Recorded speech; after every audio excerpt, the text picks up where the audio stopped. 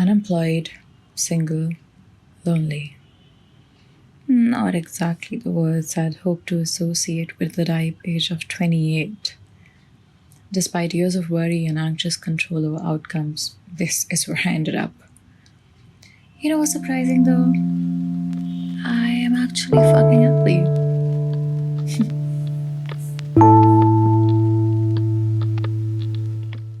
Hi. Hi. It's terribly late. Alexa, what time is it?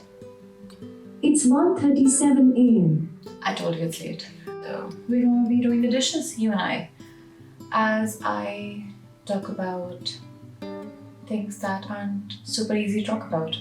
I mean, it's chill, but you know, I could really use not staring anyone in the eye as I talk about them.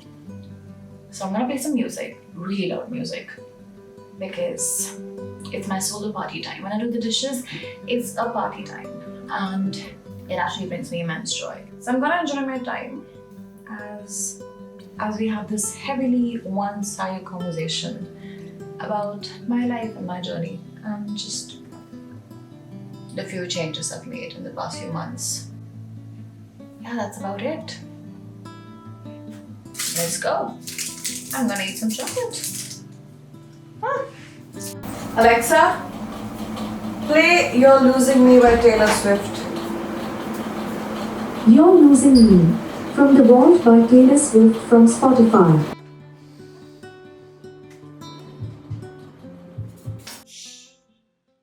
Unemployed. I quit my photography job in 2020 and started freelancing. Growth has been slow and non-linear, dotted with self-doubt. A few good months of projects suddenly followed by a drought tend to make you feel more unemployed than self-employed. It sucks. Going back to a 9 to 5 is one solution, of course. It'll bring in financial stability. It might stop the random mental breakdowns over money. It'll make me not feel so broke so often. Could also take away the embarrassment of making peanuts while my friends earn six figures, as their lives seem sorted in enviable ways while I'm stuck at the ankle of Maslow's hierarchy. The answer is always a resounding no. A job would just be another step in the wrong direction, in the opposite direction of everything I want to achieve in life. I have loved photography, and it would have been a good career. But I realize I'm doing it half-heartedly because it's just a side quest. I was hoping I would one day save up enough money to pour into my dream career and survive on the savings while it picked up. But the savings was just not piling up, and I got sick of it. I felt like I was stuck in the aftermath of a choice that I did not agree with anymore. I am now giving up on that idea and instead taking itty bitty, faulty steps towards the work I really want to do with all my heart. It's been terribly slow, but at least I've gotten going. I'm trying to show a little confidence in myself, take a chance on me for once. I'm picking up my limited beliefs, my fear of failure, and my naive, flickering optimism, and I'm running straight ahead. On some days, I merely crawl, but I'm going in the direction I truly want to go. So it doesn't suck to be unemployed anymore. If you feel like you're stuck on your path, it may be a good time to ask yourself if you even want to walk on this one. No amount of speed, rigor, and hard work on the wrong path will turn it into the right one. The first step is believing that the dream life you want is possible, and then allowing yourself to go for it.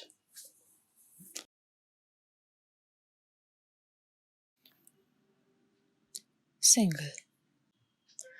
I've concluded and finally accepted that I was the only one to blame for my problematic dating life. I've stayed with people despite my intuition telling me from the very beginning that they're very, very wrong for me. The voice was small but consistent, but my discernment was all messed up. I didn't really trust myself. The kindness and patience I should have shown myself, my needs, and my well being were instead diverted towards my less deserving partners. I was holding space and being responsible for the wrong person all this time. Even when I was single, I was rarely without entanglements. I at least had crushes, as if I had to use every opportunity as a stepping stone to a husband. My fanatical need to be married before 30 was a shame. Mostly because all the single years I should have celebrated were wasted worrying if I'd be a spinster with cats, if I didn't strategize this somehow. Married before 30 is not a badge of honor, and walking into my 30s without a husband wouldn't be a walk of shame. And for the record, cats are fucking amazing. I actually wouldn't mind cats at all. And in the past few months where I've been purely single in every sense of the word, I have shown myself that on any day, it is better to be alone than to be with someone outrageously wrong and maybe only mildly tolerable and right. I neglected myself, my goals, and my people for years because my unaligned love affairs would take up so much headspace. But there's so much to live for, so many things worthy of my love and attention. Obsessively focusing on one thing was a cruel disservice to everything else that brings me equal joy, if not more. Letting the need for a partner take a backseat has brought me so much peace. I am so happy right now that I barely feel the need for one. And although I do want and need a partner in the long run, a marriage, it can happen in its own time.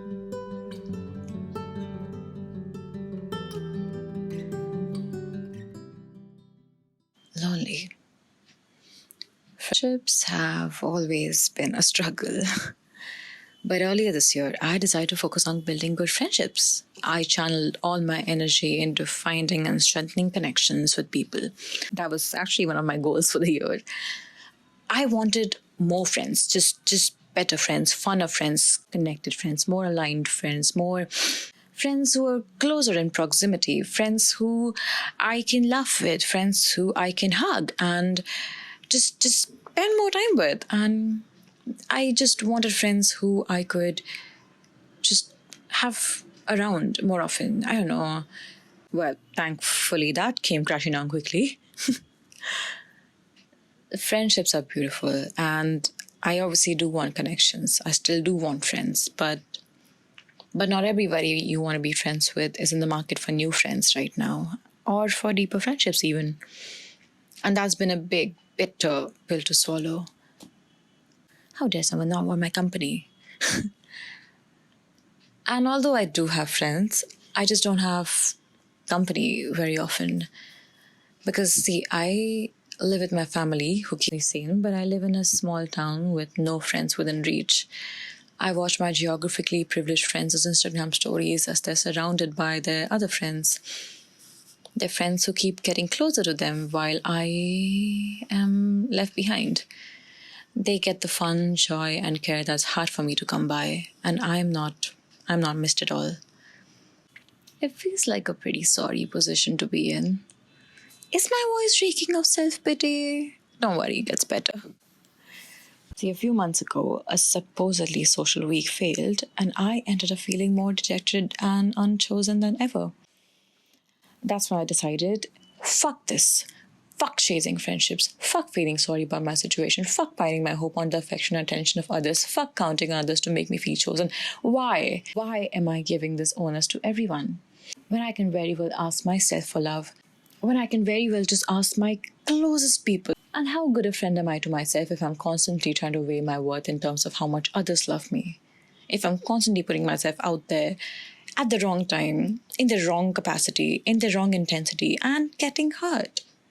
Oh, I was mad. I was livid. Mostly at myself. I swapped chasing love for chasing friendships, and how is that any better? Just seeing how I and my perception of my needs, what I thought I really, really needed and couldn't live without, these things were causing my misery. That's what led to a few changes.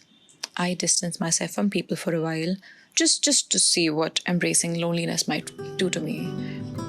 Would I rot? Would I survive? Can I maybe flourish? I don't know. I am now sporadic on social media where friendships are frivolous and I don't hit up people who don't seem keen about me. I want to let friendships happen organically without overcompensating. I've devoted my attention to friends and family who have deserved it for years and years, who genuinely enjoy my company and make efforts to stick around. I have always enjoyed being alone, but it was often tainted with the need to be sharing the moment with someone. Lately, though, I've been trying to be the lone celebrator of my little victories and the lone comforter of my little sorrows. See the upside of solitude and optimize it instead of seeing only the downside and cursing it. And suddenly, there's a surge of love and joy in my life. Alexa, play Love is a Laser Quest by Arctic Monkeys. I don't feel bogged down by my own exaggerated needs anymore. We need to show ourselves every now and then that we are amazing and lovable, even if nobody else is presently acknowledging us. Nobody is happy that we're alive or saying it out loud. Our worth as a human doesn't fluctuate based on how many people find us worth their while. And all the externally sourced love in the world falls short if you cannot find it within yourself. What you gonna do? So yeah, I am unemployed, single, and mostly lonely. But I've taken the negative connotations out of these words. For the first time in years, I am consistently at peace. And I can pretty much tap into joy on command. I think that's impressive. It's been a year of invaluable lessons. Some of my innate beliefs were flawed and mistaken falling flat on my face to start challenging my ideals. External factors rarely align themselves perfectly. But internalizing your locus of control and believing in yourself makes life a little less intimidating. For now, I am gently stepping into my most intimidating dreams towards my desired reality. And I'm telling myself every day that if I just become what I want to become, I will slowly attract what I believe I deserve. Let's go make an amazing life.